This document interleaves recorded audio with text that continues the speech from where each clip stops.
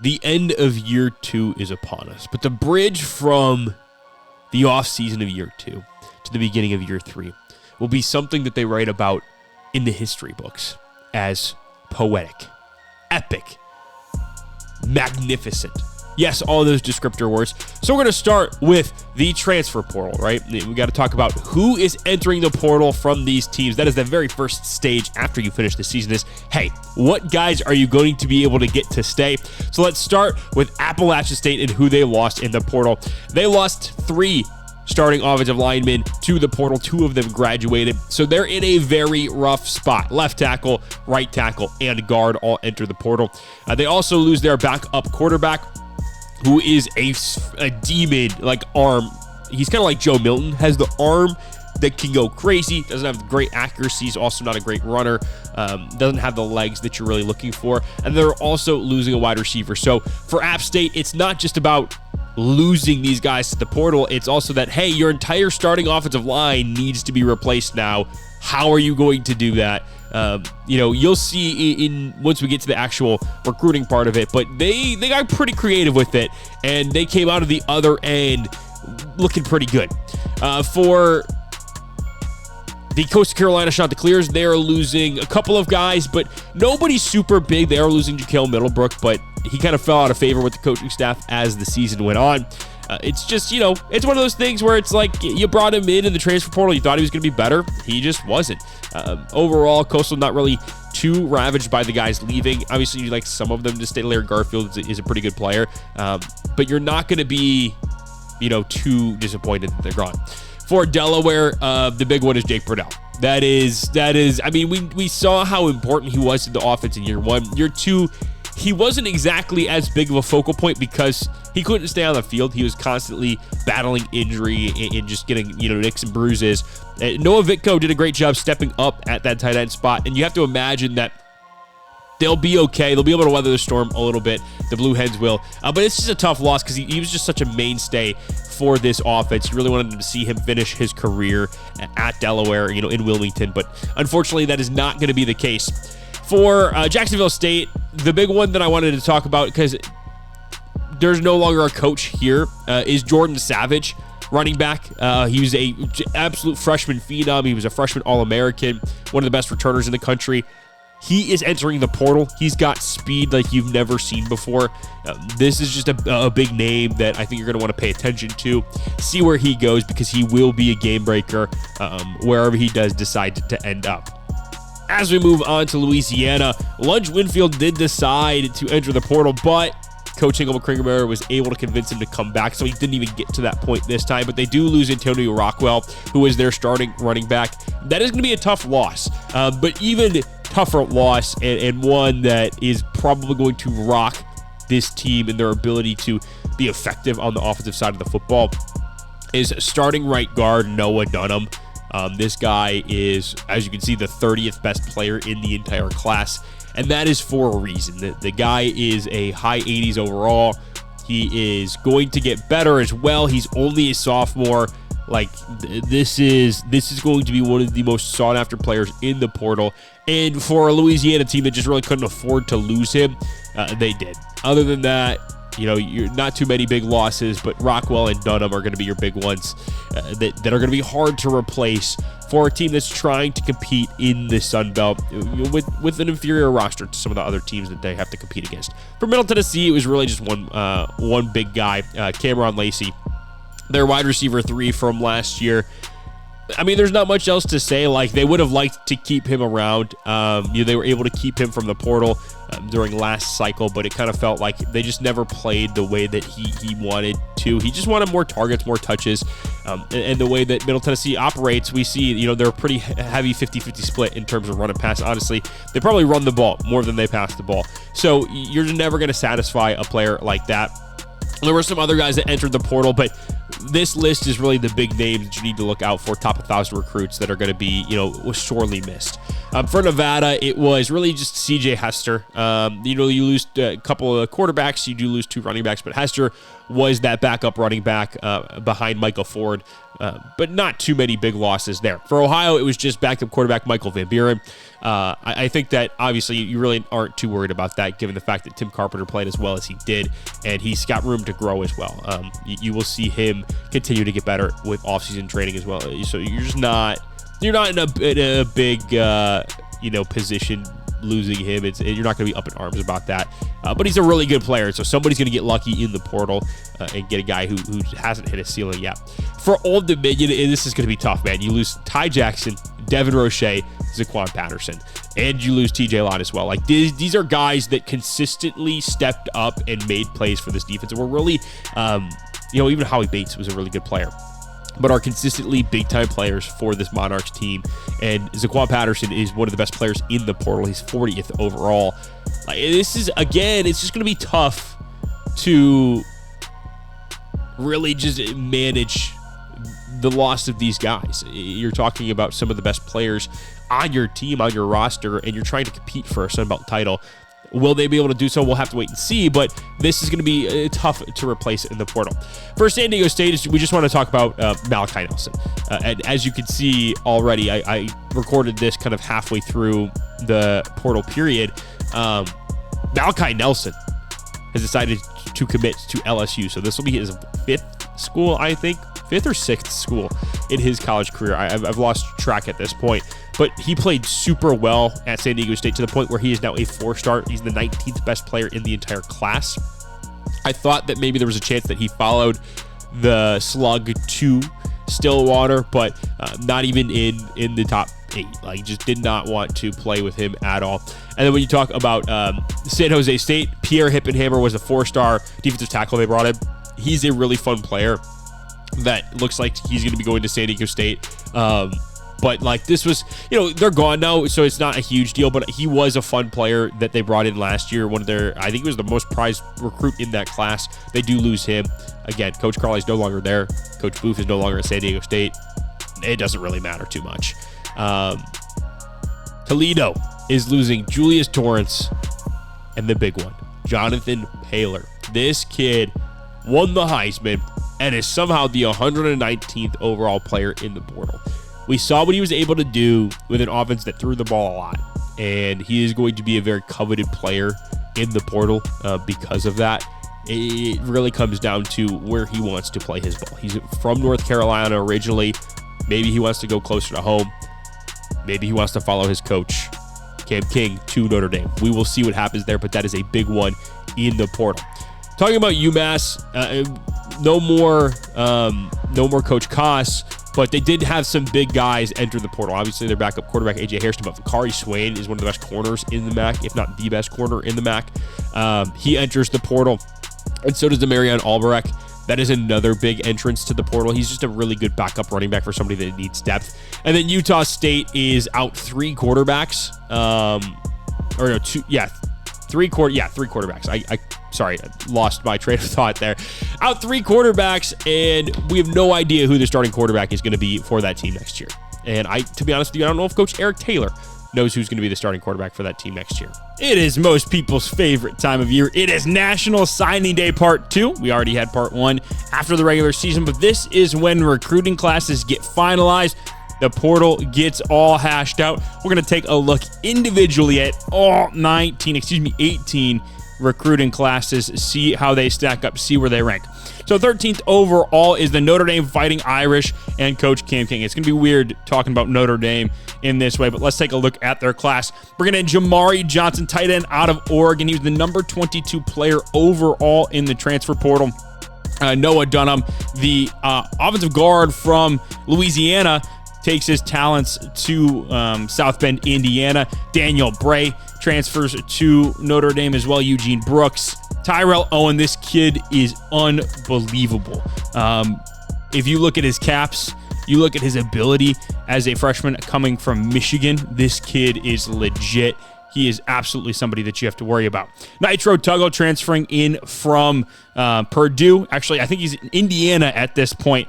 You got Javen Williams, Kyle Biggs, Jawan Robert, Khalil Valentine, Darion Gillette, Cole Adams, wide receiver from Alabama, Jonathan Paylor. This was the big one, right? You saw him in the portal. He decides that he is going to come and play for his former coach. That was a big get for Coach King. I know that there was something that he was very excited about when he committed. And then the Notre Dame recruiting class that they put together before they got here, bringing in a couple of really solid players overall. I mean, look at the amount of 4-stars. Like, you're talking about a big number of 4-stars that they brought in the portal. And these are, before we get to a guy outside of the top 1,000, you're talking about 27 players. So this is a really good team, a really good recruiting class. Obviously, the team itself is also really good. But I mean, you're just going to see so much growth, I think, in this next cycle that is going to be a lot to look at. It's why they have the number 13 overall class, right? That shouldn't be a surprise at all. As we take a look at number 15, this is a little bit of a surprise. The Middle Tennessee State Blue Raiders. So the first group of 5 team has a top 15 overall class. They were number 12 in recruiting. They were number 7 in the transfer portal. They brought in a lot of game changers, and it's starting with this guy right here, Warren Cantwell, 5-star wide receiver. He is an elite dev trait player. Kid is going to be ridiculous. 6'4", 204. The first 5-star signed in the league. It took until year 2 to do so, and it wasn't by any of the major players either, which is the funny part. And then they also get Emmanuel Nwagbuo, the running back out of Milledgeville, Georgia, I believe is how you pronounce that. They get Saquon Patterson, one of the best safeties in the transfer portal out of Old Dominion. We're talking to Coach Noah Cavan. He was very sad that Patterson left. He says he's a great player. They also bring in 2 running backs. Obviously, you lose guys like Tyquan Yates and Jaden Credle and Jeremiah Cobb. You need to bring in that running back talent. Well, they bring in Hollywood Smothers, who came from Tennessee. They've actually battled with NC State for him, which was funny. And they also bring in Nolan Ray from Penn State. So 2 big gets there, 2 4-star players out of the portal class. And then they also bring in true sophomore tight end Lincoln Cure from Kansas State. This is a big one because you pair him with Tavion Galloway. You're talking about one of the best tight end duos in the country, if not in the last decade. I know Coach Hudson is very happy about getting this kid, and he's very excited what they're going to be able to do with those 2 guys. They also bring in Devin Harper out of the transfer portal class, but I mean, we're just going to go through the list and really show you what they got. Desmond James, transfer portal guy, but Dimitri Willis, they stacking that defensive tackle position. Bringing in the 4-star, pure power, big guy in the middle. Joseph Ionata bringing in this center in the transfer portal. Vicari Swain from UMass, big get as a corner. George Rasmussen, he was actually potentially going to Toledo, and then Coach King left, and Middle Tennessee was able to pick up what was left there. They get Joseph Dunbar McGee as well. Chance Burns, Corey Platt Jr., Henry DiNapoli, Javier Bliss. I don't know why I say Javier. Eugene Hilton. But I mean, you just look at how many guys, 23 of them inside the top 1,000 players, and then just adding on a couple of depth 3-star pieces. But this is an insane class, and to be able to build this at Middle Tennessee is something that I don't think a lot of people expected. Heck, I don't even know if Coach Doc Hudson expected that to happen. Now we're going to talk about Arkansas, who was the number 26th overall, and it all starts with bringing this guy back. Courtney Crutchfield entered the portal once they fired, I think it was still Sam Pittman as the head coach in this game. Not entirely sure. He entered the portal. This was a big get to bring back for the Arkansas Razorbacks. They were fighting with San Diego State. I mean, you look right there. He's the number 2 overall player. Like, this kid is legit. And if you know anything about the way that Coach Lou Brown likes to run his offense, they need somebody like this on their team, and they got it. They also brought in a lot of 4-star talent out of high school. We're talking about Mustafa Good, the 4-star elusive bruiser out of Little Rock. Clyde Schote, another running back, 4-star. Antonio Otis, this kid is going to be special. I mean, 6'3", 303 speed rusher. Guy's got feet for days. That sounded weird. He's got agility for days. I'll go with that instead. Enrique Osgood, offensive lineman.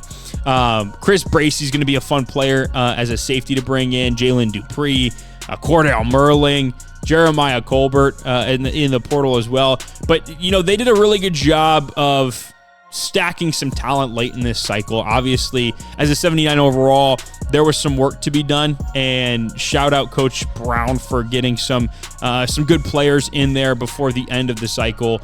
They didn't do as good of a job getting top end talent, but when you get the depth, when you do get a guy like Courtney Crutchfield to come back, like that's big in it of itself, because he was only a sophomore, so you'll have probably 2 more years of him. As we continue to move down, Old Dominion, number 35 in the country. It all starts with a guy named Turbo Richard, running back out of Miami, 4-star transfer. This is a big get for an Old Dominion team that lost Devin Roche but really likes to run the football. And then Michael Van Buren coming back, not coming back, but entering the portal again. I believe this is his 4th team now. He finally settles with Old Dominion. That's going to be a big pickup for them. Taj Bullock, I believe, did graduate. I think it was a senior. So this is going to be a important player for the 2027 Monarchs. Chris Cole, good player out of the portal. Joe Phillips as well, both top 250 guys. And then you talk about George Hendricks, who's a 4-star wide receiver that can do a little bit of everything. He's that gadget type player. Rasheem Ahmad, another quarterback, like just stacking that quarterback room just to make sure it's really good. And then a couple more 4-stars out of high school. Richard Reef, who is out of Maryland, 6'2", 225 guy's going to be a fun player in this defense, and they need it as well. And then Amari Trapuka, elusive bruiser out of District Heights, Maryland, 4-star running back, will be a good addition to that running back room as well. But then you also bring in a guy like Jaden Hart, who is just on the outside looking in of that, same like rough, 350 rating. Marcel Mayer, Ezekiel Abada, John Alanula. Oh, hold on. Alanula. I don't know. I'm probably butchering that. Gerald Linder. Like, these are all really good players. 17 in the top 1,000. I think you got to be pretty happy with this class if you are Coach Noah Cavan. The Sun Belt is going to be much more interesting this year with 3 more user teams. I mean, you got 7 user teams, so I'll be interested to see what they're able to do there. But having the number 1 Sun Belt class is huge. Oklahoma State, with new coach the Slug, needed to essentially turn over their entire roster and infuse a lot of talent, just because there wasn't much there already. And they started that with Ricky Hunt, the 51st overall player in the class, transfer, who started his career at Ohio, then transferred to Tulsa for a little bit, and then transferred to Middle Tennessee for a little bit, and then transferred to Oklahoma for a little bit, and now he has completed the trifecta of Oklahoma schools and picks Oklahoma State, and will be probably the focal point of that offense, I would imagine, given what that team looks like. Dante Carter, another really good player out of the portal class, free safety that will start immediately day one and probably be one of the best players on the defensive side of the football. Brian Flood, really good running back, 4-star, top 200 player. I mean, top really 120 player when you get down to the nitty-gritty. North-south receiver, and he's a big dude too, so he should be fun to have as well. Tristan Johnson, pure power defensive tackle. Malachi Taase, London Merritt, 2 edge guys that are going to be a great addition to the defense. Jerome Williams as well. And then you get to the high school ranks, you're bringing a couple more 4-stars. I'm talking about Adrian Algier, number 166 player overall. Emmanuel Vizcaino, he's going to be able to learn behind Carter. I mean, that's going to be another good depth piece in this class. Sean McGill, fantastic running back, East-West playmaker out of Fairfield, Ohio. As you can see, he's got the star, or he's got the gem there. I did try and recruit him, so he's going to be a fun player. But it's not a super deep class, which is the one thing that you have to worry about, right? There's a lot of players outside of the top 1,000. There's a lot of players, outside of the top 2,000. A lot is 3, but it's it's not the best class. It's good enough, especially for a team that just needs some sort of infusion of talent. It's rough out there. It really is. As we get to App State, the number 40 overall class, number 2 in the Sun Belt, it all starts with Kevin Wynn. They needed a game changer on the interior in the defensive side of the football, and they got it with this dude. He is unbelievable, and he's only going to be a sophomore, or he's going to be a junior next year, so you'll have 2 years of him. He's going to be so fun. Carl Wells, going to be a great running back out of high school, 4-star contact seeker. Like, he's going to run over defenses. He's probably going to be the number 1 running back with Kanye Roberts graduating this year. But then it was literally just attacking the portal with this team. The recruiting class out of high school wasn't great. They lost a lot of guys to the portal. They lost a lot of guys to graduation, so they just needed to stack just big time in the portal, and they did. Johnny Williams, Eric Daniels, KJ Jackson, Deontay Doss, Anthony Donko, Noah Herrick. I mean, you can see the theme here is they just kind of went all over the board, stacked some positions. JJ Dodge, Ben Black, Devin Hyatt, Darren Reed Jr., Cameron Howard. I know Ben Black is one that Coach Roth is very excited about. He has some... he has a gut feeling about him, we'll say that. John Hakeem, Joseph Haddad. And I mean, as you continue to scroll down, you'll notice this team went after really good players. Nobody on this roster and in this recruiting class is outside of the top 1,000 players. In fact, every single one of the 33 players is inside the top 750 players. That is how you basically overhaul your roster in one single cycle. And I'm very excited to see what this offseason training can do for this App State team, because they have so many transfers. So they'll be a good one to watch. But 33 stars, it brought in is quite a lot. There was 23 transfer portal guys is the number that Coach Roth told me. So now Delaware is number 43. They had a really good high school class that they were excited about for Delaware. When you talk about where they were 2 years ago as an FCS program, Clay Royer and especially Jawan Hennessy, this kid's got elite dev trait, 6'6", 247, so he's a little light right now, but he will put on some LBs. Man, expect this kid in a year or two to be, on top of the world. They did hit the portal decently well as well. Colin Coverly, Tyree Adams, Rakeem Stroud, Mike Pippin, Taylor Bennett, RJ Lester, Troy Stevenson the fourth, Isaac Heaney, Glenn Hammer, that's a great name. Manny Chavez, as you can see, it continues to go. But with these guys, with Delaware, it's now, Conference USA is now wide open with Coach Lou Brown departing for the SEC. That, what we saw in the first 2 years of Conference USA was basically Jacksonville State and Middle Tennessee. Now, with one of those guys gone, who knows what could happen this year? Heck, who knows what could happen, with that Middle Tennessee squad? They might not even make it. So you really needed to capitalize on that vacancy, and I think they've done a really good job of that. 27 guys in the top 1,000. That's very, very good in terms of depth pieces that are going to be able to make a difference on day one if they need to. Now we're going to talk about Ohio, who probably got most of their players from the transfer portal. And it starts with Emmett Mosley, wide receiver from Texas. He's got speed. We know that. This is going to be a good player, fun player in this offense. They do lose, I think, a lot of their top wide receivers. Chase Hendricks is definitely gone. Davis is definitely gone. So they needed to backload some of that, or backfill some of that. Isaiah Johnson's going to be another fun player as well. Jaquan Sanks, safety. I forget where he's from, but he's from where his previous school is. He's from Columbus, Georgia. Cole Funderburk. Yeah, that's going to be a fun name to say. Alfonso Peters, Daniel Escalante. You see a run of high school guys, and then more portal guys. And I think what Ohio struggled with in this class, I think the top end of it is really good, but you're only talking about 16 guys in the top 1,000. Now, they are the only coach, Coach Sean Combs, is the only coach in the MAC now after a complete collapse of the conference. Firings, coaches leaving, murders, right? So it is essentially wide open for him to not only make the playoff, not only win the conference, but also make the playoff as the Group of 5 team. I just thought that a little bit better of a portal class would have been able to capitalize big time. For Nevada, the big one is Austin Mack. Quarterback he is a guy that went from Washington to Alabama.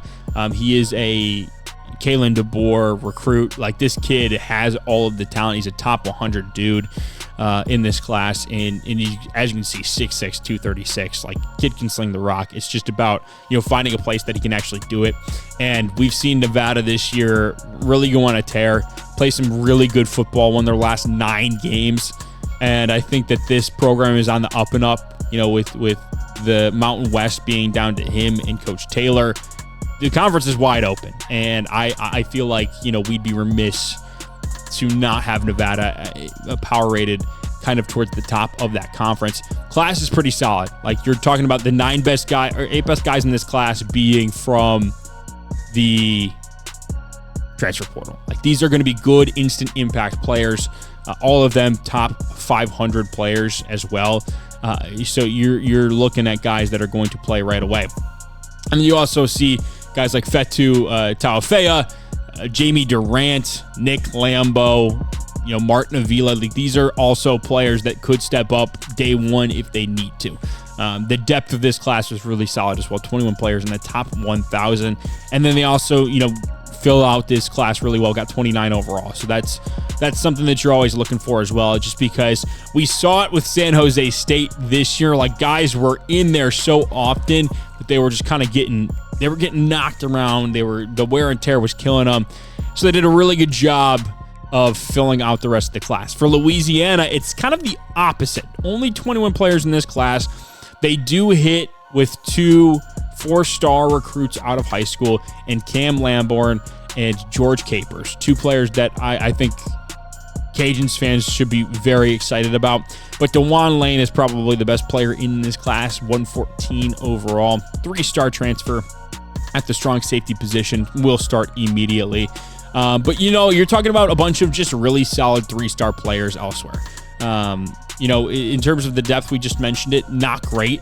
But I think a lot of these players are, considering the talent level of the program and where it's at, they're going to be, they're going to need to step up early on in their career. But overall, not the best class from Louisiana. Just not enough difference makers, in my opinion, that are going to help them get to the top of the Sun Belt, especially when you consider Old Dominion being so much higher than they were. For Coastal Carolina, it's kind of the same thing. Not enough day one instant impact players. But the one guy they did get is Tavian St. Clair, the number 5 overall player in the class. He was a true freshman, or a redshirt freshman, I believe. So he will have 3 years remaining, and he is already in a ridiculous overall. And now he goes to a Coastal program that knows how to put up points, but can't stop anybody. They tried to get some help on the defensive side of the football in the transfer portal. As you can see, top 12 guys all came from the portal, and I think they did a really good job of getting players that are going to help them this year.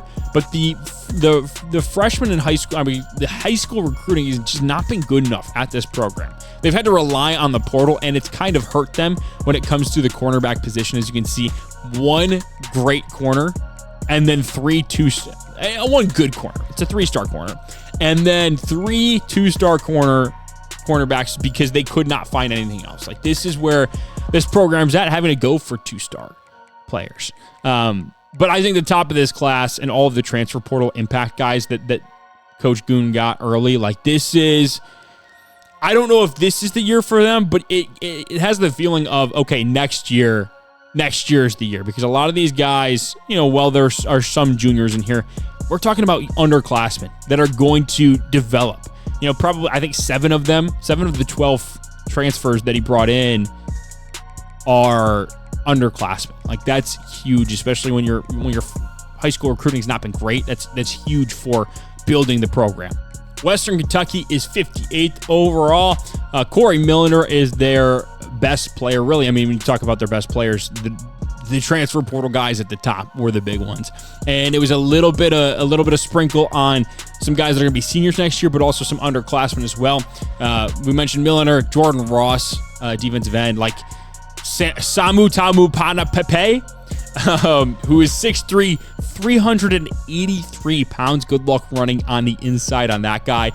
Aaron Williams. Parker Livingstone from Texas is a big get. This offense now has 2 legit playmakers at the wide receiver position. You know, after moving KD Hutchinson to running back last year, they didn't really have that, and I think that was the big thing that was lacking with them, but now they've got it. Adrian Pollack, Brad Smith, Amir Herring, and then also Mike Alabi, their 4-star high school recruit. Like, they kind of paired nailing the portal with also starting to improve their high school recruiting. And I think that, you know, them and Delaware are in a really interesting spot, you know, talking about Jacksonville State not having Coach Brown anymore. Just because, like, they did a really good job of bringing in a lot of high-quality, instant impact guys while also focusing on depth at positions of need and setting themselves up for the future. So I think this is one of the better classes. You know, the numbers don't necessarily back that up in terms of the average rating of the players and where the Hilltoppers are ranked overall. But I think that this is a phenomenal class, and the fruit is going to be amazing from it. You're going to see a massive switch for the Hilltoppers, really. And then we'll just go from here on. We'll just go to the rest of the conferences themselves, so I don't have to scroll all the way down. For the Missouri State Bears, again, this is another team that is looking to make a bowl game next year, but also, you know, potentially contend in the conference. Owen Chambliss is the big recruit out of this class, 145 overall at the will linebacker position. Brian Lima, or Lima, depending on, you know, where you're from, what you want to call it. He's 6'4", 160. I'm not exactly sure how that's possible, but he is the 252nd player overall in this class, and I think will be a nice addition to this offense. Now, Jalen Page, also their best high school recruit at 588 overall, but again, it's a lot of 2-stars. There's 9 3-stars in this class, and as you can see, a lot of 2-stars. Now, the depth is there, right? You're talking about 26 players. How many of these players are going to contribute on day one or at all at any point in their career? I'm not entirely sure, and that will remain to be seen for the future. But I think, you know, when you're talking about needing guys for this year, they got a couple of guys that are going to be able to help. And it might not be the best class, right? It's 92nd overall. But I think it's a class that takes a good step in the right direction for the future. And that's what you're looking for.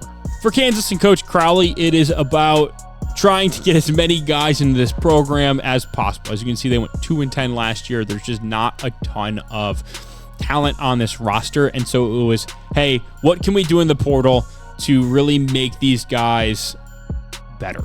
And they went after 10 transfer portal guys that I think are really going to make a difference for them, starting with Grant Bricks and Ellis Davis. I believe one of these, I think Bricks might be from App State. There was one App State guy I know that wanted to come here, and I think it was him, but I don't know if that's for certain the right one. I don't know. He might have lost out on them. But you can see the class before Coach Crowley got there, not great. And so he did his best that he possibly could to get as many great players in the transfer portal. And I think he did a really good job of that. Like, this roster is not in a great position to compete in year one. It says 74 overall, but that's because the depth is solid, but there's no top end guys. And a underrated dude that I think could be a big help is TJ Lindsey. He's from Purdue. I mean, he's got great pass rush upside. And I think that, you know, given the fact that you also brought in D'Amico Kennedy, you'll be able to pair those guys up in a really nice way and balance strengths and weaknesses there. I wouldn't doubt Kansas. That is the last thing I would do. I do think that overall it was a good job getting to the point of, hey, I think that you can compete with this roster. I think Coach Eric Taylor learned from his mistakes of last year's class. And we're talking about a top 64 class. This is a top half class in the country. And he did that in a way that I think balanced things out really well. He went in the portal for some top guys, underclassmen, though. That's a key, right? I mean, there's no super high-end, top-end talent here, which is fine. Like, this is not a team that needs that necessarily. They needed good, consistent depth and playmakers at every single position, right? We saw the defense consistently let them down because they just didn't have the guys across the board. Now I feel like we're doing a much better job of doing so. Bringing in 2 punters, though, is one of the dumbest things I've ever seen in my entire life. I don't know why we did that. I just cannot fathom why we would do that. But there are 14 guys in the top 1,000 here, and then there's also some really good depth. I think that overall, this is a really good class, really solid class to build upon. I think this team can compete this year in the Mountain West. And we saw what they were able to do last year. Now that Coach Crowley and Coach Booth are gone, it opens the door, right? This is a conference that is now open to see Coach Taylor and the Aggies, in competition for a spot in the Mountain West title game. And I think this class does a good job of setting themselves up not only for this year, but for years to come. Now we got to talk about the bad teams in the Sun Belt. So Marshall, ULM, and Texas State. Marshall is not in an awful spot in terms of their portal class. Like, they brought in a lot of really good players, I think, that are going to be able to help them now and in the future. They did, kind of that thread the needle, balanced it pretty well in terms of getting guys that are going to be seniors this year. They're going to be higher overalls and impact the game right away, while also looking at guys that are freshmen and sophomores that will be sophomores and juniors next year that are going to be able to help the team in the future. Tafiq Bayard is a good player. He's going to probably be one of the best players on this team on day one, and so will Braylon Johnson. So now you've got a really good and dynamic safety duo that you can rely on for at least this season to help you, win more than one game like Marshall did this year. Brennan Zerbrug will probably be the quarterback of this team. I'm not exactly sure what the roster looks like, but I think you got to feel pretty good. Ty Jackson is another really good player. He came from Old Dominion. I know that he is a fun player, and I think that this is a massive pickup for P. Rizzi and Marshall that will bear fruit later down the line. Chris Kruger's another good player. Deuce McGuire, what a name. Javion Butts. Safety is going to be perfectly fine. Iman Small is also a very fun player as well.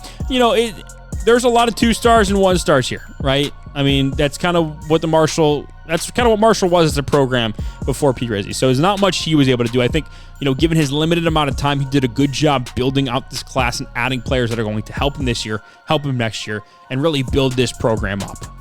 For ULM, I mean, it's rough. I'm not going to lie. 3-stars, 3 players in the top 1,000. 2 of them are quarterbacks. Like, this is not great. But listen, a lot of them are transfer guys, right? So we did bring in a decent amount of transfer guys, and we kind of had to, because this is a program, as you can see, it's 51 overall. Like, this is a bottom of the barrel team. They won 1 game all year. They were dead last in the Sun Belt. Like, this is just not a good program. And for Coach Hugh Janus, he was stepping in a load of crap, but it was the only job that offered him. Like, he didn't have a choice. So we'll see what he's able to do. I think, given the circumstances of the situation, he did about as good as he could have. It's just very tough who's going to be the quarterback, Elijah Brown or Luke Duncan? Not really sure. Both of them are 3-stars, though, so that they'll at least be good, and they'll be protected by Mason Wade. So I'm very intrigued to see how this goes. And then not too far behind him, Texas State with the worst user class. So this is now Coach Hardy Sonnenberger Jr. Texas State won 2 games last year. Sonnenberger Jr. won 1. Maybe this is an upgrade for him. I don't know. They're 54 overall. Kufal is a fun player. Godfrey is a fun player. And I think that, when you look at the top of this class, there is a pattern, right? There are 3-star players. Yes, they're not great nationally, but they're young. They add trench help, which they desperately need. I mean, listen, again, when you join a class late, there's not much you're going to be able to do. I would hope that they do a little bit better, like have the awareness to go after some more transfer portal guys, like those 3-stars that maybe don't get as much love.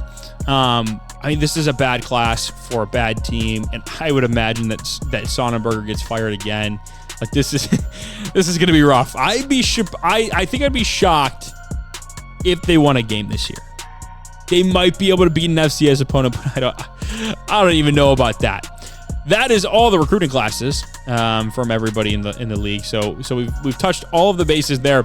Boise State added 6 players. They only added 6 players. I don't know what the idea is there, but that is a big yikes. I mean, I'm actually curious to see. So them and Virginia added 8 players. Virginia Tech added 10. At least they got 4 4-stars. Man, some of these schools, just unbelievable how little they tried it in the portal. Okay, we are at the roster portion of the offseason. We're going to take a look and kind of scroll through quickly where everybody is stacked up in terms of overall, kind of their best players. We're going to start with the Appalachian State Mountaineers, 82 overall, 81 offense, 84 defense. Tyler Chambers will be coming back as a quarterback, but they also have Deontay Doss, great freshman quarterback. Should be excited about for the future. In terms of running backs, there is no more Kanye Roberts, so it's going to be a combo of guys that are not exactly the speed or change of direction that Roberts was. We'll be interested to see how App State kind of navigates that in their new look offense. In terms of the wide receiver position, you get Ben Black, who is an absolute animal, Davion Dozer, and Devin Hyatt. Those 3 right there are going to make this team very, very tough to defend. And then you look at Chris Lawson Jr., who's got some speed as well there. This is going to be a good receiving core. In terms of the tight end position, nothing too special there. Not super deep. Just good guys, average guys that are going to play some good football. Johnny Williams, the 4th, is an absolute dude. Got him in the transfer portal. He's going to be a fun player on the offensive side of the ball. So is John Hakeem, and this kid is a freshman redshirt, and he's a 78 overall, 80 with the boost already. That's a good player. Then you talk about an 82 overall center with the boost. Like, this is another guy that they brought in last season, elite dev trait. So this kid's going to be good. Amari Muamba.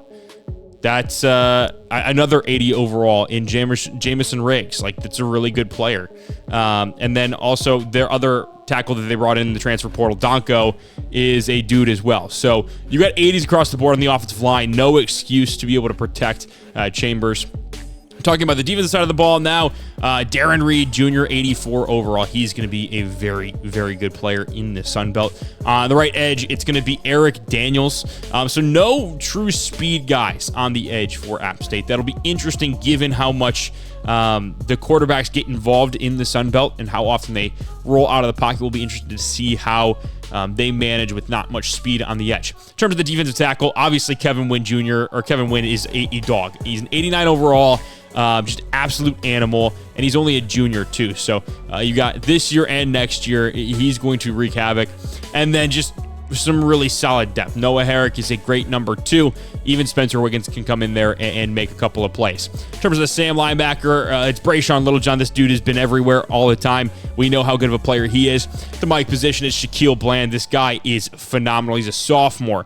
84 speed, 91 acceleration, 81 overall. Yeah, this kid's legit. In terms of will linebacker, it's Gage Goldberg. Nothing too special at the will spot. Corner, it is Jamari Deloach, who's got some speed, as you can tell. This cornerback room is going to be very good. Quayshade Scott, Trayvon West, Javon Bawley, and Juan Birchall, great players. Riddle, this safety room is ridiculous. There's a lot of really good players here. Jamarly Riddle will likely start at the safety position. And then at the strong safety position, you're talking about Malcolm Ziegler, one of the fastest players in the entire country. He's going to make a lot of plays. So that's App State for you. For New Minted Arkansas, Coach Lou Brown is got a new quarterback, Grayson Wilson or Navi Bruzon. We'll see who he decides to go with, but he's going to have a decent quarterback to start his tenure. Running back, Jeremiah Colbert is a freak of nature. As you can see, he's got platinum sidestep, 91 speed, 93 acceleration, 97 change of direction. Even Kirby Voorhees, is a good player. So really good players at the running back position. But the big one is the wide receiver position. Jaylen Brown and Courtney Crutchfield. As you can see, there's a lot of speed there. These guys are really good, and it just keeps going as well. This is going to be a really good wide receiver room. Tight end. Jaden Platt is, one of the best tight ends in the country. There's no doubt about that. He will be probably, not much tight end usage in the Jacksonville State offense last year, but I have to imagine that this guy is going to get involved early on. At the left tackle position, it's Cesar Melendez. He's very fast. He's going to be a good player in those outside zone schemes. Kobe Branham, great player as well, 83 overall guard. Maddox Marcotti at center position. He's a great player as well. Jamal Davey, this is a really good offensive line. We saw what Jacksonville State was able to do last year with a good offensive line. This offensive line is just as good, if not a little bit better. In terms of the defensive side of the ball, Charlie Collins got some speed to boot. He's going to be a problem off the edge. Right edge is a little bit, green, let's say. Caleb Bell will be the starter there. So they'll need some help at the other edge position. But Ian Jaffard, very good defensive tackle. And then you also have got Antonio Otis, who ended up being a awesome pickup in this recruiting class, and Caleb James. So, you don't have a ton of depth there, only 3 guys, but you do have one really good guy at the top. They run a 3-3-5 anyway, so it's not like it matters. Bradley Shaw, speed is the big thing with these guys. They may not have the high overalls, but athleticism is there. Mike linebacker position is Tavion Wallace, 93 speed, 92 acceleration. You're not going to find guys like that very often. That is going to be a huge piece of this Arkansas defense in the middle. And then Justin Logan as well, fast. This is a tough team to really outrun. At the cornerback position, you've got kind of the same thing. Selman Bridges is one of the best press man guys in the country. Marcus Gorey Jr., dog. Jaden Allen will be your CB3, but again, not a ton of depth there. That's the big thing. At free safety, it's Akari Johnson. Speed. These guys are fast. And then at the strong safety position, it's Chris Bracey. Now, he's not super fast, but he loves to play inside the box and make plays. So that is your Arkansas Razorback team. Very good roster for year 1 of Coach Lou Brown. For Coastal Carolina, Tavian St. Clair is their quarterback. And you kind of feel bad for Roquan Barber and Achilles Smith because brought him into the transfer portal last year. Doesn't matter. St. Clair is a dog. And this is what I was talking about. 91 speed, 90 acceleration. For a team like App State, how are you supposed to defend that? We will see exactly how they try. Cornell Turek is the running back. This team doesn't love to run the football, but I have to imagine that Damian Claiborne probably gets the start. He's just got a better speed acceleration combo with change of direction as well. Both backfield threats. And then, the big thing, right, is the wide receiver position. How do you replace London Humphreys? They've got a couple of guys that they brought in, and we'll see which one steps up. But it's going to be tough to replace that production with just one player. Andrew Olish, former Penn State tight end. This kid is legit. He should be a big piece of this offense. Offensive line, Logan Howland is a dude.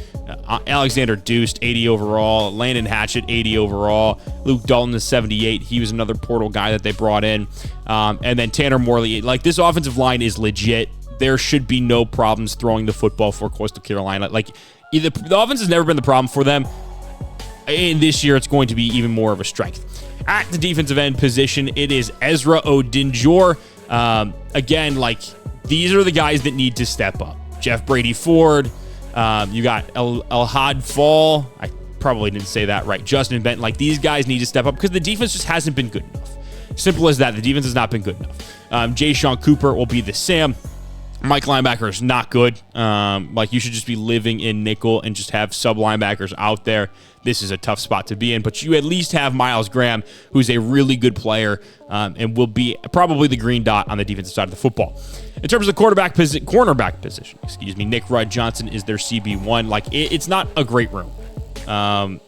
And you're just going to have to deal with that, right? You're going to have to kind of manage around that room. Safety-wise, they'll be solid, right? You don't have much depth, but Xavier Mincy is about as good as it gets in the Sun Belt. And then same with Terrence Love. This is going to be one of your best safety combos in the conference. for Coastal, it's just about stopping the run. Can they, or stopping anybody? If they can do that, they'll be in a good spot. Looking at Delaware, obviously Mason Kelsey returns. That's going to be huge for this offense. New running back Clay Royer, freshman, is the best player on this room. But you have to imagine Greg Spiller probably gets a lot of carries as well. He was the backup last year, so we'll see what happens at the running back room. But wide receiver wise, they're kind of just relying on a bunch of young guys: Mike Pippin, Morgan Kinder, Brendan McQueen, Matt McKinley. Like, these are just guys that you really don't know who's going to step up. And then obviously you're replacing Jake Burdell. Vitko was a phenomenal player last year. He's just not as dynamic of a route runner or after the catch as Burdell is. I would imagine we see a little bit of Calvin Thomas because he does have some of that. For this offense, it's about who steps up. Offensive line is in a really good spot. You look across the board, like they are, right side's a little bit weaker than the left side, but they're in a really good spot. In terms of pass blocking, in terms of run blocking, they'll be a good overall offensive line. In terms of defensive side of the ball, you brought in Jawan Hennessy, and he's a really good player. I imagine he probably gets some big-time snaps on day one. Taylor Bennett's going to be your starter there for now. Actually, I like Jawan Hennessy is going to be your starting right edge. Four-star freshman, and he's good. He's very good. He will make an instant impact for this Blue Hen defense. Defensive tackle spot, not great. They don't have much strength or bulk in the interior. They're playing a 254-pounder at the second defensive tackle spot. So something to watch there. Chris Kalot is the Sam linebacker. Dylan Worley is your Mike, and then Makai Carmen is your Sam. So, your Will, listed as Sam on the depth chart. But it's not a great linebacker unit. It's average, right? Will it be able to stack up with some of the best in the conference? It's Conference USA, so probably. Is it good enough to get them to where they want to be? I don't know. Cornerback, though, is really good. They did a great job. Ben Hanks Jr., RJ Lester, Raheem Stroud, you're going to probably live in a nickel, and then Troy Stevenson, the fourth, is also, just speed for days, crazy athlete. That's a really good cornerback room. And then Khalil Ali, fantastic safety. This kid is probably an up-and-comer in Conference USA. Nate Spack is your kind of hybrid linebacker guy. I imagine he probably plays a little bit of the sub-linebacker package, and then you throw out Alex Adebayo. But this Delaware team is new and improved, and offensively, there's going to be some question marks about who can make plays. Obviously, you're going to rely on Kelsey's legs a lot, but you're really only going to need to rely on somebody to step up. But the defense should be improved this year, and look for Delaware to make some noise in Conference USA. For Coach Crowley at Kansas, his team is much better than he thought it was going to be, and it starts with Isaiah Marshall. Quarterback is a really fun player, 89 speed, 87 excel. Kind of gives you those Jalen Daniels vibes without the throw power. He's a little bit more accurate as well. I think this is going to be a really fun player. This is obviously the four-star, I don't know if he's a four-star or three-star that Kansas brought in a couple of years ago, finally making his start. At the running back position, it's Cole Tabb, and it's probably nobody else. This kid's ridiculous. He's exactly what Coach Crowley likes in his running backs. Very small, quick, shifty, can break angles with the speed and acceleration combo. I imagine he gets a hefty share of the carries in this offense. At the wide receiver position, it's going to be a little bit of a who's who of who can make a play. Obviously, Zaquan Falah is a elite young receiver. He's 90 overall. He's got 95 speed. He's a little bit slower on the acceleration, but you can see the elite dev trait in the bottom right corner. Guy has hands. When you look at 92 catching, 90 catching traffic, this guy's going to catch anything thrown in his direction. Outside of him, who's going to be able to step up? Jackus Spradley Demps is a freaky sidestep, shifty, change of direction guy, as you can see with the agility and change of direction. He will probably need to make a lot of plays after the catch this year, but I think that this wide receiver room is in a decent spot day one. Obviously, some more depth, but beggars can't be choosers, right? For Jaden Ham, in this tight end room and in Hollis Moeller, they're gonna have to step up and be those security blankets, right? If quarterback needs to check down, they got to be there. And then Jude James is your more athletic of the three. But this is going to be a fun tight end room. And hopefully Coach Crowley, and we know Coach Crowley, I shouldn't say, hopefully loves to use his tight ends, get them out in space. They'll be good. Offensive line across the board, won't have to worry about it. These guys are good. And same thing with the defensive line. I shouldn't say same thing with the defensive line. They're a little bit more average overall, but like these are, I mean, when you look at a guy like D'Amico Kennedy, who you brought in the transfer portal, and TJ Lindsey, these guys are going to be good. These guys are going to be really good for you, just to carry over bridge between, you know, this class and your freshman class. Sam linebacker is Vic Shaw. Mike linebacker is Caleb Red. And then your will linebacker is Logan Brantley. Nothing special in that linebacker room. Cornerback, Sharif Denson, is going to be your CB1, and he's a really good one too. One of the better corners in the Big 12 Conference. And then you get Andre Gibson, I don't know why I said Dibson. 92 speed, 96 acceleration, and then Austin Alexander as well. Good cornerback room. Safeties could use a little bit of work, but there's some speed there. There's some young guys that they're kind of waiting on to get a little bit better. But this Kansas team is probably going to compete for the Big 12 in year one, even though the roster isn't completely full. It's just because Coach Growley knows what he's doing.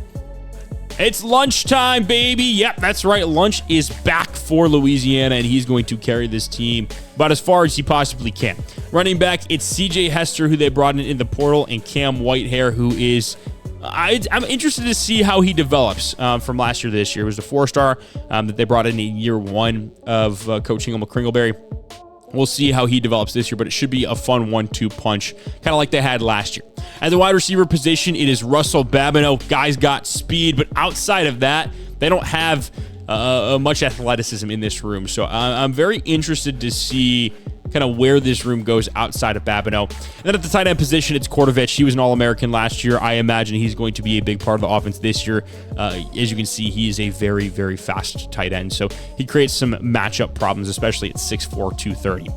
The offensive line is, of the offensive lines we've seen so far, the worst. And this is going to be a problem for Lunch because he's not going to have a ton of time in the pocket relative to some of the other quarterbacks you see. So he's going to have to get the ball out quick. He's going to have to use his legs to extend plays, make magic happen. But it's not like he hasn't done that before.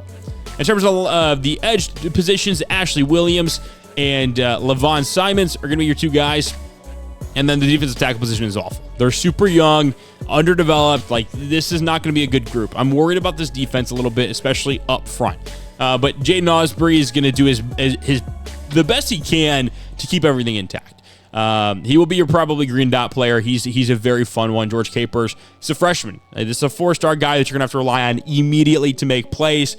Hopefully he can step up and do so. Charles Ross is your other linebacker, and this guy's got plenty of speed. You won't have to worry about him at all.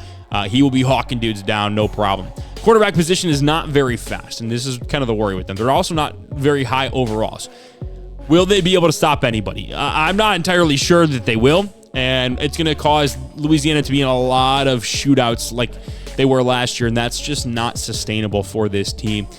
Jeremiah Moses at least has a little bit of speed on the back end, but then you have DeJuan Lane, who is an absolute dog. He might be your green dot too. I'm not entirely sure, but this kid is going to have to make so many plays to stop big plays turning into touchdowns. Right? He's going to be the last line of defense.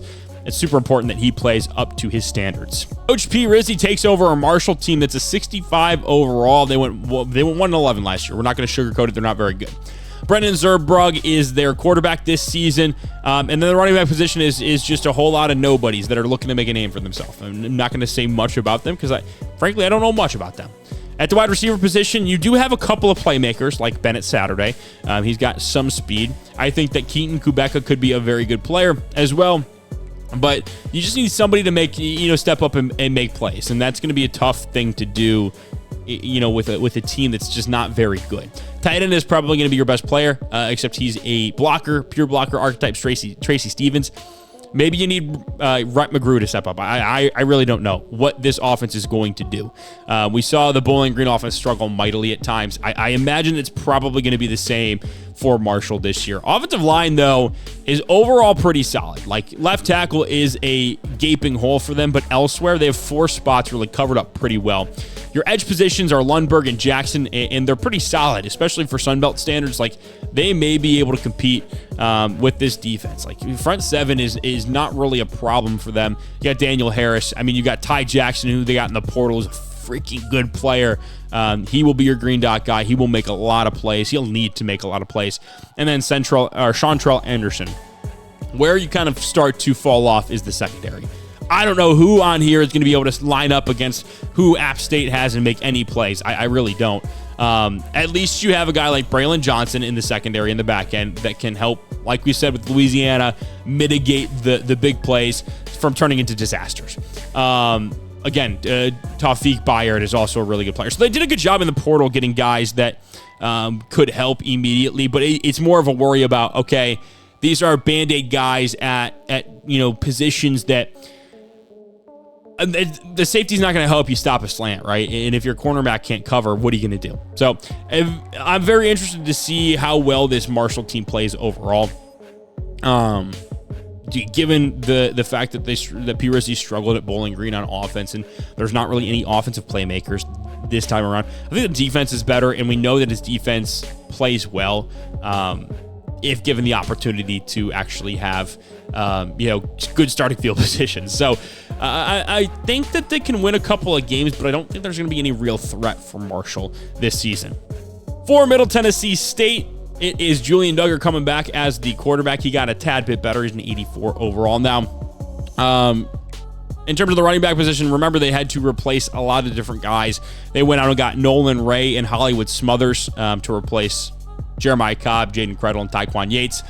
They also like Jarius Shaw, who is a junior backfield threat, kind of in that same Tyquan Yates mold. He's got the speed. He's got the acceleration combo that they like. He's a good change of direction guy as well. So we'll see what kind of happens at this running back position, who ends up stepping up. But, we know this team likes to run the football. They were, I think, second or third last year in rush yards per game. They did a good job spreading it around, so we'll see there. The wide receiver position is very exciting. Desmond James, who they brought in from the portal from Cal, straight line speedster, right? He's also got some change of direction ability.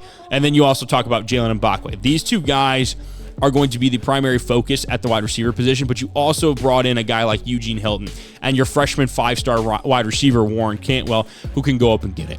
So this team is, especially the wide receiver position, very interesting because you're replacing Talon Shetron, you're replacing Cameron Lacey as your wide receiver 1, wide receiver 3, but you brought in guys that might be better, right? They might be better overall than what you had. So, and you're certainly faster than you were last year.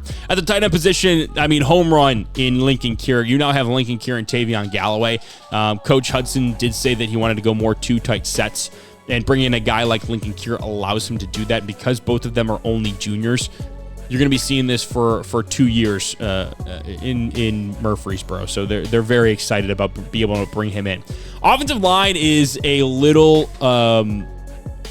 under where the rest of the team is. Rhino is a 79. Devin Harper is a 79. Joseph Ionata is their best player on the offensive line at an 83 overall. And then Josh Janowski, who they brought in the last transfer portal cycle last year, is just a 78 overall. So, and they're starting a true freshman at right tackle. So this offensive line is not exactly where Coach Hudson wants it to be. It's very much underdeveloped, and this is going to be a learning curve for them. So we'll see, given what Middle Tennessee likes to do offensively, how they hold up. Defensively, they're going to be in a really good spot. Chad Woodfork is your now starter. He gets his time in the sun. He was backing up a great duo last season. And then they brought in Joseph Dunbar McGee, who's a massive defensive end, loves to set an edge because they felt like they didn't do a good enough job stopping the run up front. And then defensive tackle positions, you're talking about Vic Burley and Shakai Woods coming back. And you also got 4-star freshman Dimitri Willis. So they're feeling really good about where their defensive tackles are at right now. They feel like they have the best front four in Conference USA and one of the better ones in the country. In terms of the Sand linebacker position, you're talking about Corey Platt, junior guy they brought in the portal. They're very excited about his ability to close the gap and really read the defense or read the offense and make a play. At the Mike position, it's Tyler Vance. They actually brought him in from San Diego State. They're very happy about his ability to be able to, again, play the middle of the field and really take away a lot of different throws. And then at the wheel position, they're very, very excited about Lyle Boger. This guy is a freshman, redshirt freshman that just absolutely shot up during the offseason development, and they think he can be a really good player. In terms of your cornerbacks position, it was imperative that they brought in Vakari Swain simply because they just didn't have much depth at this position. They bring him in, and all of a sudden they have a great 1-2 punch with him and Exodus Ayers. They're very happy with Jeremiah Hope's development in the offseason as well. He will be your CB3, but Exodus Ayers will move inside and be your nickel in those nickel sets. At free safety, they brought in one of the best safeties in all of the country, Zaquan Patterson from Old Dominion. Dude is an animal, loves to just blow up the run game. A little underrated in coverage as well. But they're also really excited about George Rasmussen, the 4-star safety that they brought in. And then at the strong safety position, it's Deshaun Spears. Like, this kid is a athletic freak. He does everything super well. And then they also brought in Brody Barnhart, who expect to see him rotating at the safety position, as well as be a box safety kind of look. For Missouri State, they're going to start Cole Furbacher at their quarterback position. It seems like Drew Vioto kind of fell out of favor of the Missouri State coaching staff. Coach Wagner said, we can't do this anymore. 67 overall. The running back position is Josh Joyner and Josh Joyner only. He's probably going to touch the ball 30 times a game, and I'd be surprised if he makes it through the season fully healthy. Kid's legit, though. This is an NFL-type running back, and, if he's able to put the team on his back a little bit, we could see Missouri State, kind of fighting in that 8-win range. In terms of the wide receiver position, you're talking about Brian Lima. You've got a couple of other depth pieces that could be pretty good, but you're kind of just hoping somebody steps up and is able to be that playmaker that you're missing in that room. At the tight end position, Cam Berlin is a good player. He's young. He's still kind of getting his wits about him, getting his bearings, but he's a fun player that's going to be able to stretch the seam a little bit and just be a sure-handed guy in the middle of the field. Their offensive line is not great. Certainly going to struggle against some of the top-tier Conference USA opponents and their out-of-conference opponents, but it's tough because it's like, what do you want them to do, right? It's Missouri State. They're a 0-star program that they just don't have a ton of resources, but they're going to need to step up and play much better than their ratings show. In terms of the edge position, Andrew Link and D'Emanuel Brown are going to be your two edge guys. The defensive tackle position, it's just not very good. It's not deep, not much talent there. Owen Chambliss is one of the best players on this team. Bar none, 86 overall outside linebacker. He's going to have to do everything he possibly can. He'll be your green dot on the defensive side of the football. Caden Willowine is fine. There's just not much to be talked about on the defensive side of the football outside of him. The corner's fine, not much depth. You got two solid players in your 1 and 2, but once you get to CB3, it's is this guy, Cuevas Demps, even playable? I don't know, man. You're probably going to be playing a lot of base defense if you're Missouri State, because once you go nickel, kind of exposing yourself there. Safety, though, Antonio Smith, good player. And then Matthew Traynor is also a really good player as well. Very smart, very savvy. Not exactly the freaky athlete, but Missouri State should be able to compete for a bowl game. But it's gonna be an uphill battle. This team is not as good as Coach Wagner had hoped it would be by his third year. Nevada is all in on Pierce Clarkson. You bring in a guy like Austin Mack, which is fine, but they're both seniors, and Clarkson is a great player. I just felt like maybe you should have gone younger. Mack's gotten a much better arm, but Clarkson kind of does exactly what Nevada needs him to do. In terms of the halfback position, Michael Ford is an absolute freak of nature. Everything about him is exactly what Nevada loves in their running backs. And honestly, there's not a ton of other guys that they really love in this room. These guys are good, don't get me wrong, but Michael Ford is just so special. He's wearing the captain patch for a reason. This kid is good. In terms of the wide receiver position, I don't know. You see how young it is. They like to run the football, and they're going to have to, because I don't know who in this wide receiver room is going to step up at all. The tight end position is Gabriel Klein. Guy is going to have to be the number one option in the receiving game. Absolutely bar none, because you're just not going to be able to rely on that receiving room. Offensive line, you'd like to be a little bit better for a team that loves to run the football. But it is what it is, and you're just going to give Michael Ford the ball and hope he can make people miss, which he will, break tackles, which he will, and score touchdowns, which he will. In terms of your edge positions, Ephraim Asiata is going to be your edge at the right position, your starting right edge. Ace Hodges is going to be your starting left edge. In terms of the defensive tackle, again, you've got one guy who's serviceable, and then you're talking about a bunch of young dudes that haven't really played. I worry about Nevada's ability to stop teams with this front four, but we'll see what they're able to do. At the Sam linebacker, you got Denario Hartwell. At the Mike linebacker, you got Zyron McKenzie. And then you got Hezika Anna. Oh, I'm not even going to say the rest of that name. Cornerback, Jaden Lewis is a dog, one of the better corners you'll see in the Mountain West. But outside of that, they're really hoping that a guy like Lloyd Flowers is able to step up and be that kind of CB2 that they need. Free safety is Dylan Smith. Kid is a football player through and through. You also have a guy like Rashad Ray who's got speed for days. You could run a little 3 safety set there. And Trey Ridley is going to be your strong safety. So, we'll see what Nevada's able to do. We know they love to run the football. They got a great quarterback, running back combo. But outside of that, the team is a little worse for wear. But given that most of the coaches left the Mountain West, it seems wide open right now. So, I think Nevada's in a decent spot. And then we're going to talk about Notre Dame because Tyrell Owen is a freak at the quarterback position, and you'll see who he has to throw to at the wide receiver position. We're starting a 78 overall running back in Jordan Savage. I mean, that's insane. I mean, we got guys like Daniel Bray and Khalil Valentine starting. Okay, hey, it is what it is. I'm not going to question the science behind it, but Cole Adams is a freak. Jonathan Paylor is a freak. Obviously, he won the Heisman last year. Of course, he was going to follow his coach. Of course, he's going to be a starter. Chris Lawson is also really freaking good. So is Cam Williams. So is Nitro Tuggle. He's a wide receiver that you'll see in a second. They converted to tight end. But they also have a guy like Jamari Johnson, is one of the best blockers you will ever see. And he's got really good speed as well. Keshawn Singleton is another guy that it looks like they converted from wide receiver to tight end because he's 210 pounds. So there's no way that's a tight end. Offensive line-wise, 90, 87, 86, 80, 85, 91. That's the best offensive line you will probably see of any user team, maybe in the history of this game. I mean, they're a 4.5-star program. What did you think was going to happen? Boubacar Traore, a dog, just a legend. Bryce Young, not that Bryce Young, different Bryce Young, very good player. Derek Bowling, Eric Martin, both great players. The Sam linebacker, you got Kalavon Byam. He's a great player.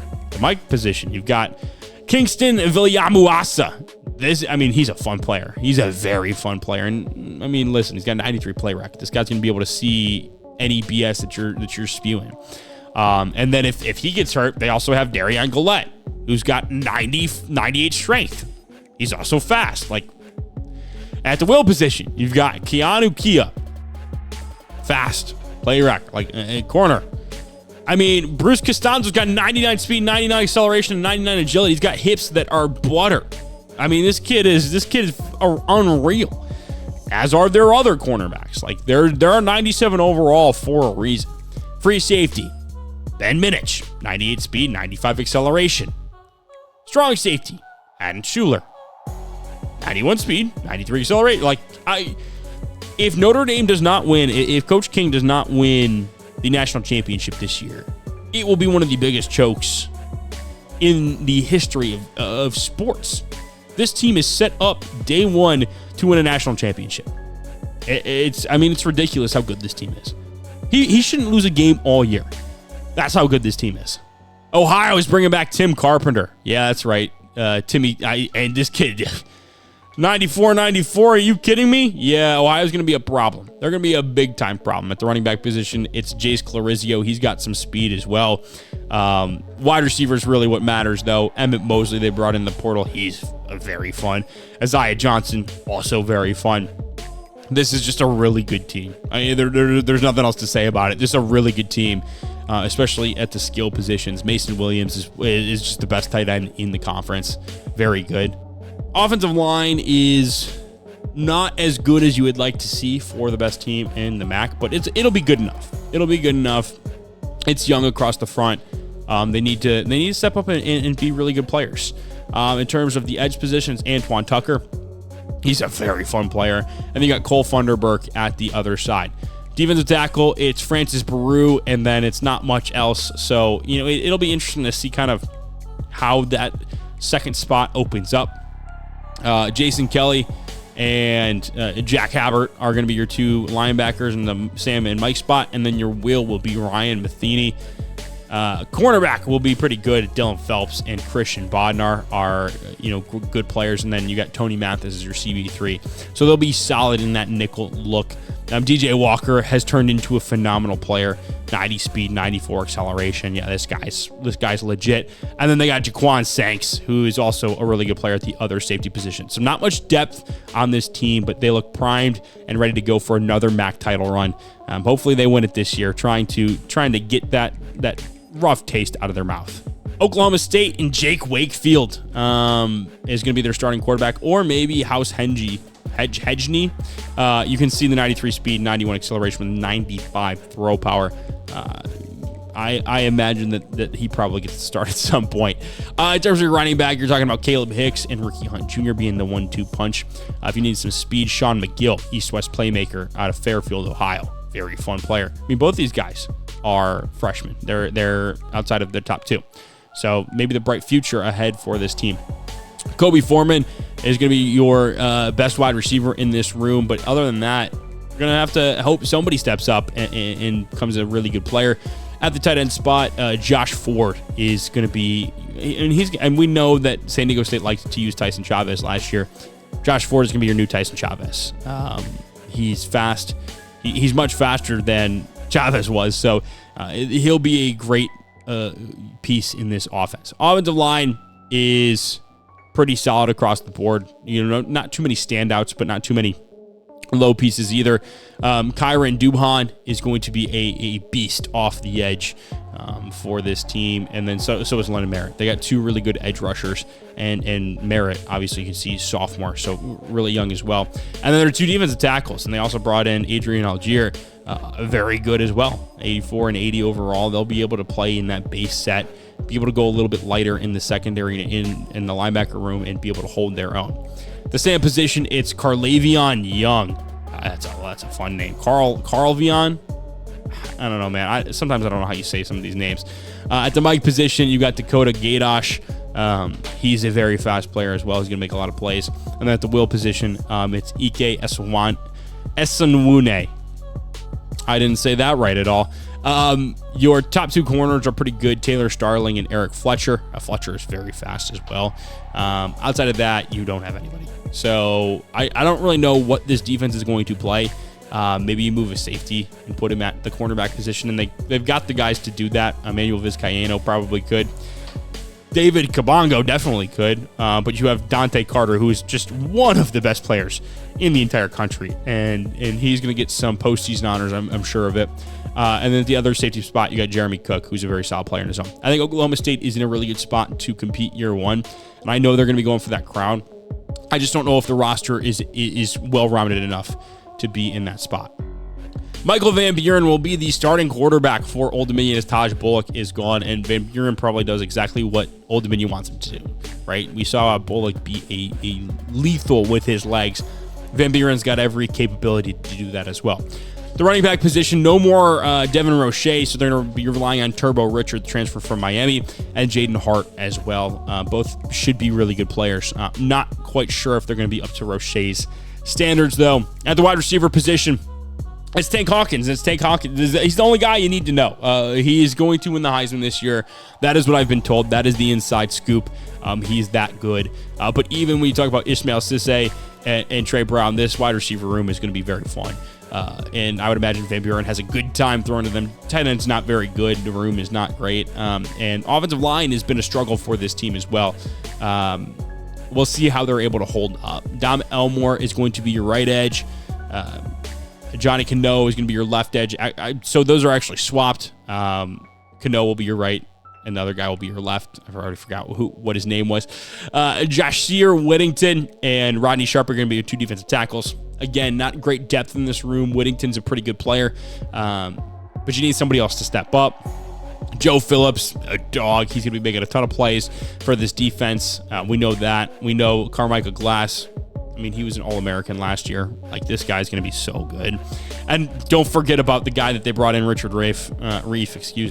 He's a fun player. Like, this linebacker room is so good. Chris Cole. Like, as a linebacker aficionado myself, I'm very excited to see what this linebacking core is able to do. Corner is not great outside of Major Preston. They're not fast either. It's going to be interesting to see kind of what they're able to do, how they're able to stop some of these, high-powered offenses. Maybe it is just a keep away, just have the offense hold on the football. Colin Collar, like the safety room, not great either. Like you lose Zaquan Patterson, you kind of have to figure out what you're going to do without him. I don't know what they'll do. Somebody's going to step up. I'm sure of it. Coach Cavan really prides himself on being good, fundamentally sound defense. We haven't seen it a ton in so far in his tenure, so I know that this offseason that was a big talking point for him was how do we get back to the fundamental defense of just making offensive lives miserable. So Coach Sonnenberger Jr. is taking over the Texas Bobcats, and they're 59 overall. They're just not very good. Gavin Parkhurst is going to be their quarterback. Tyrone Browning is going to be the running back. Like, they've got solid players, honestly, at the wide receiver position. I mean, Ashton Bethel Roman is a dog, too. Like, they've got solid players. Now, I don't know if this offense will actually do anything, because this means that, actually, offensive line is not awful. Like, not nearly as bad as I thought it would be. It's just they have no depth, right? That's what it comes down to. But this team isn't that bad as we scroll through. Like, I'm not going to talk too in-depth about them just because, right, they're not great. Okay, here's where we get to the bad parts. Cornerback is just not very good. They're going to give up a lot of big plays. And strong safety, not good either. Do they have anybody else they can play there? Maybe Will Mitchell. So this team, not going to be very good. Do have some top-end playmakers, so maybe they can stay in some games, but I wouldn't expect Texas State to really do anything. And Sonnenberger Jr. may be gone after this year as well. UL Monroe is going to be relying on Elijah Brown as their quarterback. This is where Coach Hugh Janus moved to after being fired. He's a 59 overall roster, not very good. You're looking at a very fast Michael Hillhouse, though. 91 speed, 98 acceleration. I imagine him and Jaden Wright will split a lot of carries. At the wide receiver position, you don't have much talent. So for a team that kind of did a pretty balanced job of throwing and running, I don't know what's going to happen here. I really don't. But at least you got Jose Celestin, who is a very good player. You're going to have to rely on him. Cortland Wilfon, what a weird way to spell that. That's going to be their tight end. Offensive line is not awful. Certainly not great, but it's not awful. The defense is bad. It's very bad. As we continue to go through. Okay, wait, hold on a second. Top end talent's not terrible. Did I just see a 90? Okay, hold on. Cam Cole can be legit. Like 96 speed, 98 acceleration. My God. Okay, this team's not awful. It's not awful. I think that you're still not going to be able to win a ton of games, but it's not as bad as some may think it to be. Again, not going to compete a ton, but also I maybe you can win a couple of games. Like Marshall and Texas State aren't great teams, so there's a chance that you can take that. Utah State is starting a freshman quarterback, Gabe Dickey. Dual threat, and oh my gosh. Yes, he did. So if you're unfamiliar with this game, there are 3-star dual threat athlete quarterbacks that are freaks of nature, and Utah State got one. Gabe Dickey. Yeah, this kid is wow. I am at a loss for words. And I think they got another one, too. Okay, he's not quite as good, but oh my gosh. That's 2. I'm just now seeing this for the first time. That's unbelievable. I wonder if he even knows. Wow, okay. Well, that's super fun. Running back is going to be kind of by committee. Nobody too big of note there. No more Corey Thompson Jr. So we'll see who else steps up. I imagine David Wells will probably be the number one guy, but there's not a ton of speed elsewhere in this room, and that's kind of what this offense relied on, was that speed. So we'll see what happens. At tight end, you got Jacob Tracy as an 88 overall. He will be a big piece of this offense, I imagine. Offensive line, pretty solid. I mean, you got a great center. Your guard positions could use a little bit work, but it's good enough. And then Jamie Kramer at the left edge and Jaden Scarlett at right edge. Defensive tackles are not good.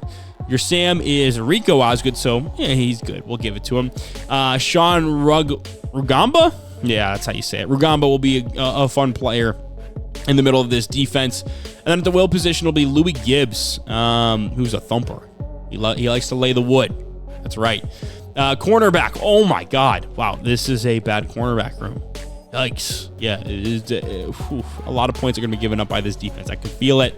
At least you got Howie Bates and Kramer, who are good safeties, and Bates can even track down some of those speedsters. But the future is bright at Utah State with this quarterback, Gabe Dickey. Oh my God, I can't even believe I let this just slip right past me. That's awesome. That's so good for Utah State. Wow. And then Brad Smith is back as the quarterback for, actually, I don't know if it'll be Blaze. It might be Blaze.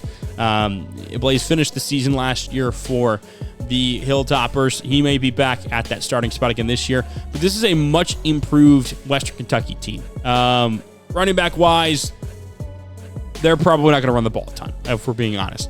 Wide receiver, though, they've got some dudes. They've got Corey Milliner. They've got Parker Livingstone. Both of them can run. They've also got Cameron Bolden. He's got some speed as well. Like, this team, this wide receiver room is very fun.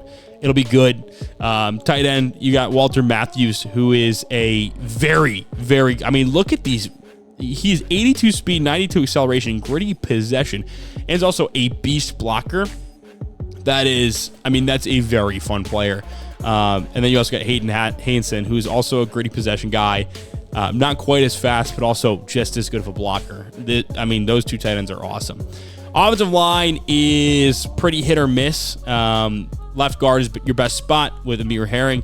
Outside of that, you're kind of low 70s. And so that is going to be a problem for a team that likes to throw the football. But you got Braylon Bigsby, who is a just behemoth at the edge position. And then on the other side, you got Adrian Pollack, who's a speed rusher that can jump off the edge. You also have Jordan Ross, too, who I wouldn't be surprised if he gets some starts, too. Platinum quick jump is so hard to find and really makes a difference in angles for the offensive lineman to block. At the defensive tackle position, you've got Samu Tamuane Pepe. That was close enough. As your number one defensive tackle, but you also have Quentin Callis. You also have Monty Tony. Like, this is a really good defensive tackle room. They will be able to stop those interior runs, which is something that they kind of struggled with in the past couple of years. But this year, I have a feeling it's going to be different. Jalen Smith, really fun outside linebacker. In the middle of your defense is Dominique Johnson, true sophomore. At the will position, it'll be Emmett Zanega. He's got some speed. He'll be another fun player. Like, you're talking about your bookend linebackers being really fun. At the cornerback position, it is Aaron Williams and it is Braxton Myers. Both of these guys are, fast. They can play both man and zone. Deshaun Ryder will be your nickel guy. At the free safety position, you're looking at Dante Scott. And then at the strong safety position, you're looking at Tate Titshaw. What a name. So I think Western Kentucky, the goal is to compete for the the Conference USA title and win it. I think that's the goal. And I think you have the roster to do so. This defense is much improved. And offensively, I think that with that wide receiver room, you've replaced Katie Hutchinson. And it's just about who can step up and be that quarterback that your team needs. All right. And maybe we'll see that sooner rather than later. But this is a team that I think can make some noise this season. We're going to quickly run through the schedules. So for App State, they play Ohio week 1, then they go to Georgia. Got Marshall in week 3, first Sun Belt Conference game. Then they play at North Carolina, get the bye, and then come at Notre Dame after that bye week. Then they play at Troy, versus JMU, at Old Dominion, at Southern Miss, at ULM, versus Coastal, and then versus Georgia Southern. So 6 users on this schedule, 3 of them in the Sun Belt. 4 of them in the Sun Belt. This is going to be a gauntlet of a schedule. App State's going to have their work cut out for them if they want to make the playoff. That is absolutely without question a certainty here. They're going to need to play really good football all the way through.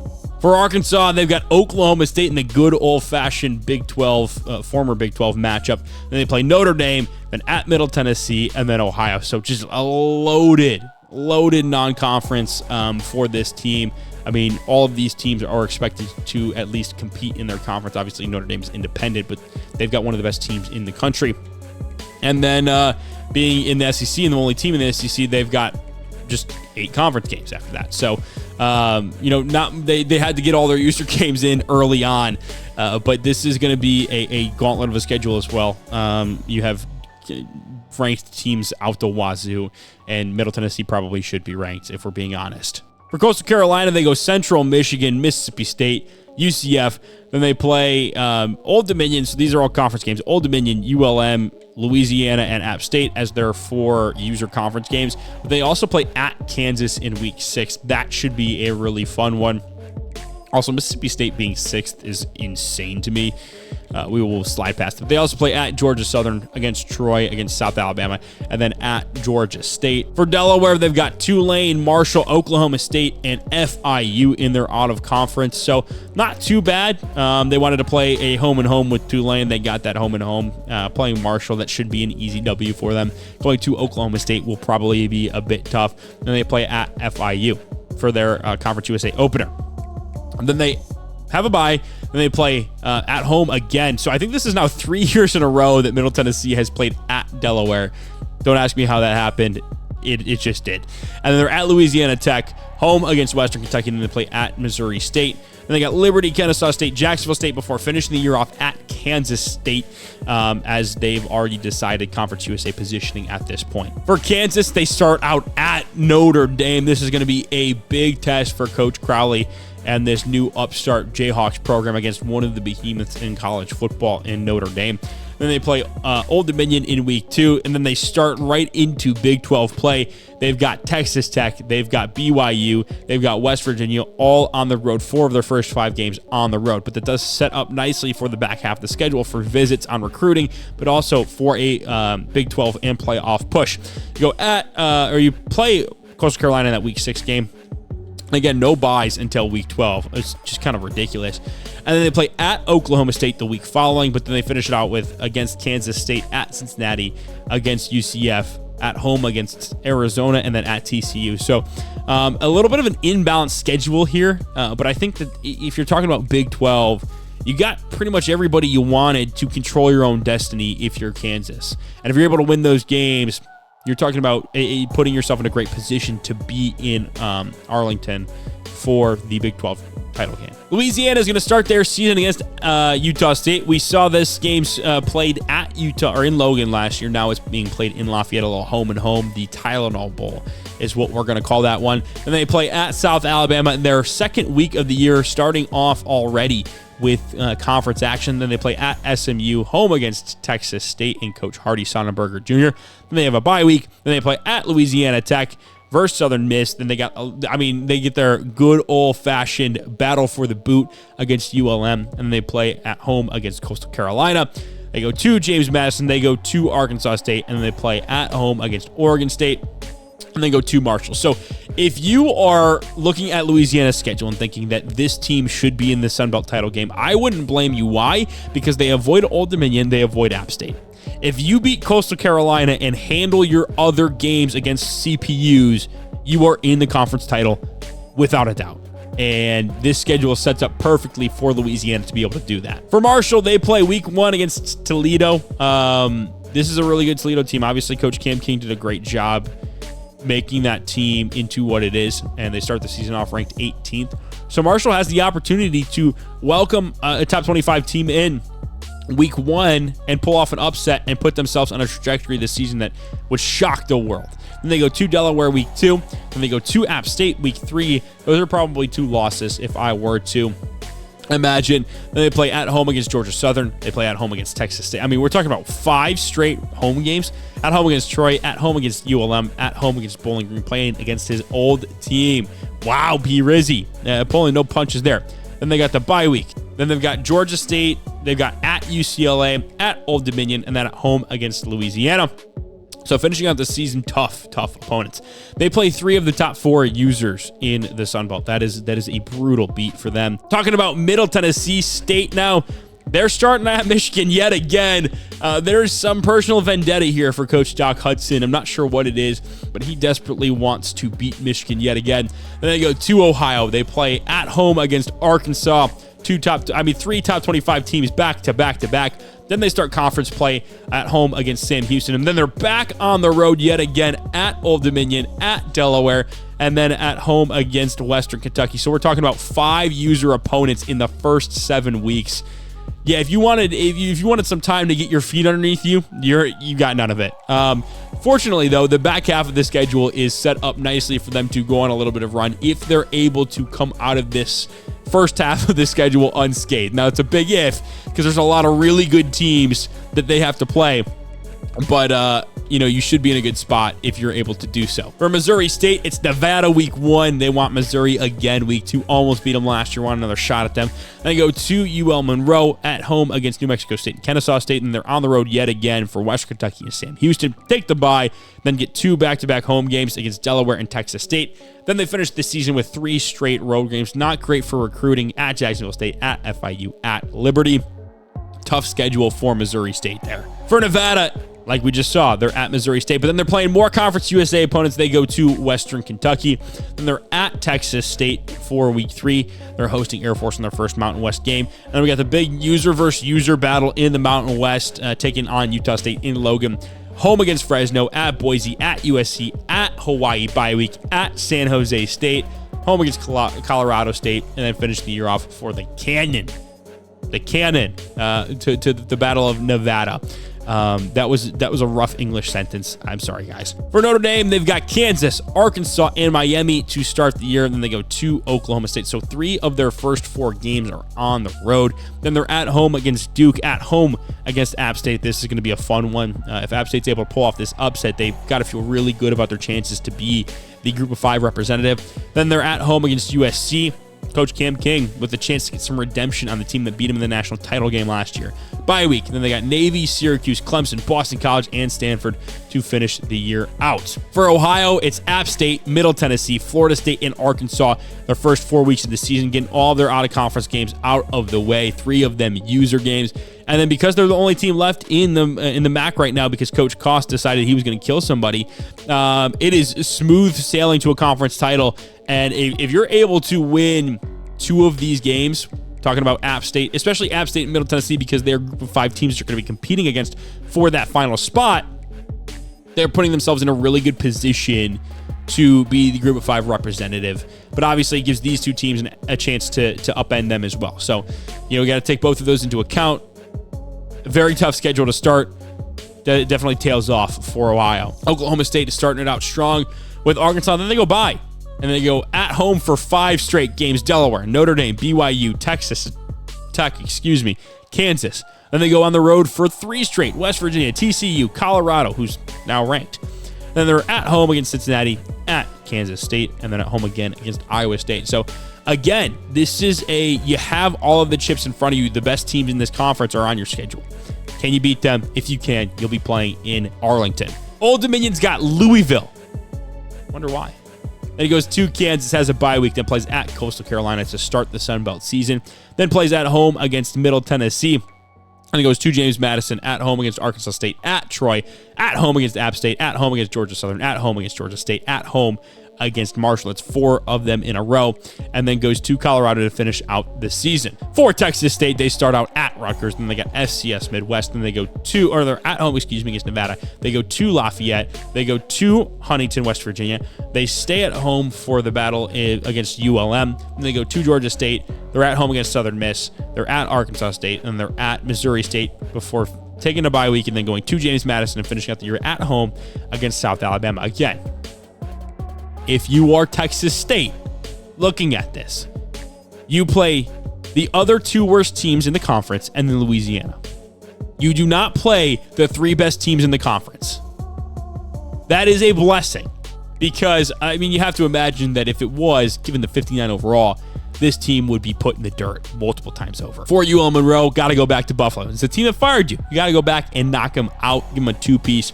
Then they go to Vanderbilt, at home against Missouri State, at home against FCS Northwest. Then they go 4 straight on the road: Coastal, Texas State, Marshall, Louisiana. Then they're at home for 3 more in a row: Troy, Arkansas State, App State. They go by, and then James Madison. So very manageable schedule, I would say, for ULM. We'll see if they can get to bowl eligibility. My guess is probably not, but 4 wins, I think, would be a good starting point for this ULM team. Utah State is going to Louisiana, like we already talked about, but then we're going to Wisconsin. I wonder what's going on there, why Utah State is going to Wisconsin. That's an interesting one. Then we're going to Utah to battle for the Cowboy Boot or whatever that is. I'm not entirely sure. I'm not very versed in the Utah lore for in-state rivalries. Then they go play Western Kentucky at home. They play Nevada at home. Then they go to New Mexico State, have a bye, and then finish out with a bunch of CPU Mountain West opponents. Again, you beat Nevada, you control your destiny the rest of the way. Western Kentucky starting out at Pitt yet again. I don't know if they started there last year, but they did play at Pitt. And they go to Nevada, bye week, to Utah State. That is 2 West Coast road trips. It's a lot, man. And they play at home against ECU. They play at home against Missouri State. They go to Middle Tennessee. They go to Delaware. This is not great for the Conference USA purposes, getting to that championship game, having to play both of these games on the road. But they're at home against Liberty, New Mexico State, Louisiana Tech, UTEP, and then at Kennesaw State. So you're finishing the out the year at home. So if you are able to win one or both of those games, you're feeling pretty good about your chance to get to the conference championship game unscathed. That is the schedules for 2027. I think that we did a pretty good job. I mean, the user games are very front-loaded in this schedule. Obviously, now that all of the users are kind of scattered across the board in terms of conferences, you're not going to get a ton of conference overlap. Like Arkansas is the only SEC team right now. We only have 2 Mountain West teams. So once you get to conference play, you're not going to see as many user games. So we try to load them up in the non-con schedule. And so that's why you're seeing a lot of user games early on in the year. But it allows you to get healthy for those title pushes for the playoff run. So yeah, there's the reasoning behind that. That'll do it for the season number 2 off season. Yeah, it was an hour and 40 minutes. I hope you enjoyed every single second of it because it was in depth. We talked about every single team. You got your money's worth, definitely. Year 3 is right around the corner. I hope you will join us for that wonderful journey. It's going to be very exciting. That is all I have for you today. Thank you all so much for watching. Hope you enjoyed. Catch you on the flip. See ya.